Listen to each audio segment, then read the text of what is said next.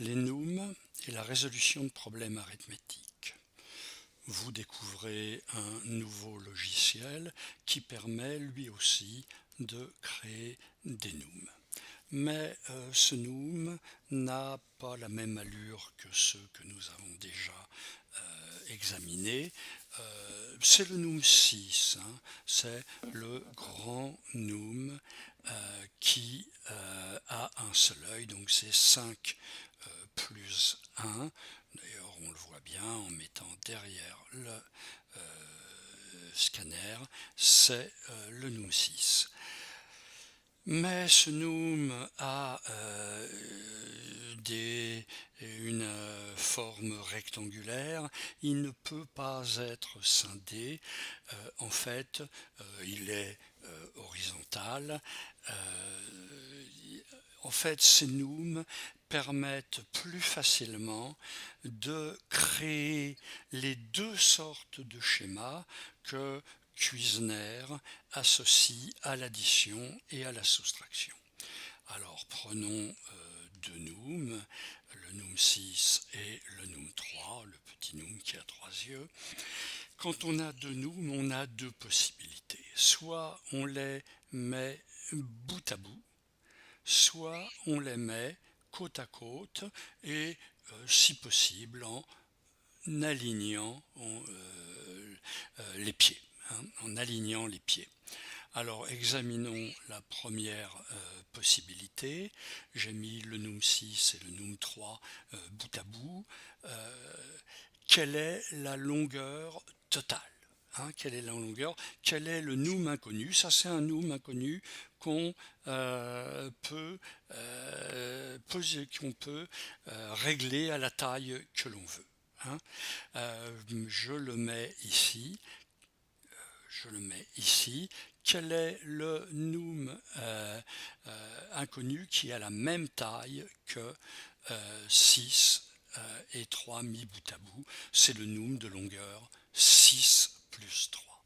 Alors évidemment c'est le NUM 9 et on pourrait vérifier en sortant un NUM 9 ici et en le superposant au NUM inconnu. Mais je vais tout de suite envisager l'autre possibilité. Donc le NUM 6 et le NUM 3, je peux les mettre bout à bout, je peux aussi les mettre côte à côte avec les pieds alignés. Et là, l'un est plus grand que l'autre. Quelle est leur différence de taille? Là, voyez, quel est le NUM inconnu qui manque, si vous voulez, pour que les deux NUM aient la même taille? C'est le NUM différence, hein, on introduit la différence de deux NUM. La différence de deux NUM, c'est le NUM qu'il faut ajouter au plus petit pour avoir le plus grand, mais c'est aussi 6 moins 3. Hein, qui est travaillé, cette équivalence, cette propriété conceptuelle est travaillée par ailleurs, mais là je voudrais me focaliser sur les deux grands types de schémas et leur usage en résolution de problèmes. Schéma d'addition, schéma de soustraction, tels que Georges Kuizner les a introduits. Je vide mon écran et je considère une situation. Cette situation, ça va être, il y a 7 chiens, par exemple, il y a 7 chiens, mais il n'y a que 4 os. Hein. Les chiens veulent chacun manger un os. Quelle question peut-on se poser? Évidemment, combien manque-t-il d'os? D'ailleurs, ce n'est pas nécessaire de poser d'emblée la question, hein. On peut commencer d'emblée à modéliser la situation. Alors, 7 chiens, quand je clique sur la roue, là, je vais cliquer sur le chien, et puis là, je vais sortir un NUM 7. Alors vous allez me dire, mais bon, c'est un NUM 7 habituel, comment peut-il représenter 7 chiens? Il représente 7 chiens, encore une fois.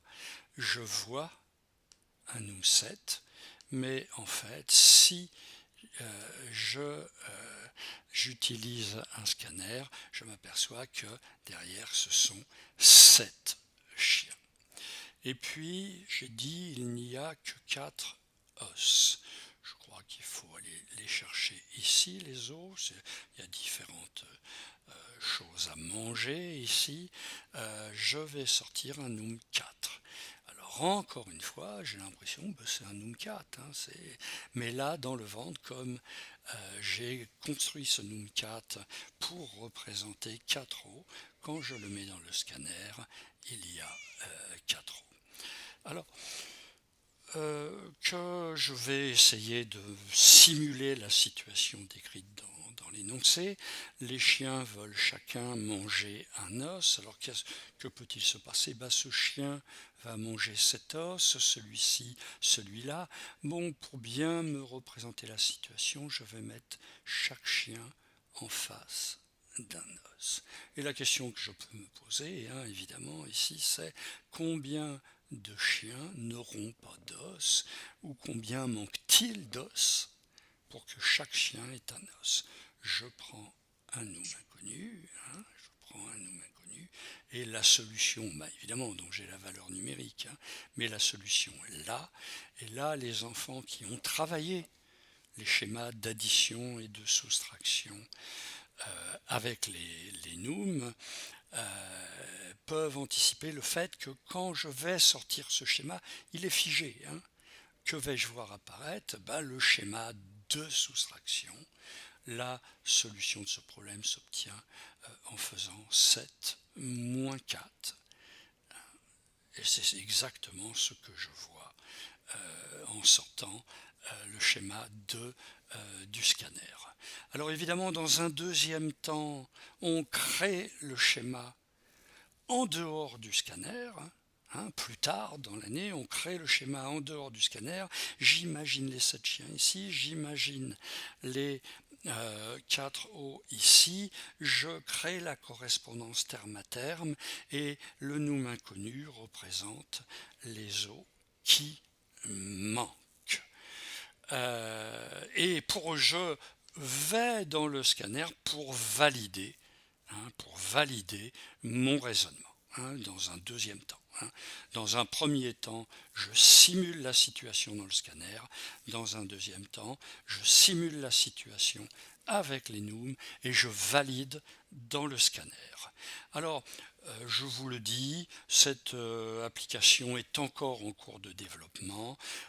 À la rentrée prochaine, en septembre prochain, il y aura une application plus complète. Au revoir.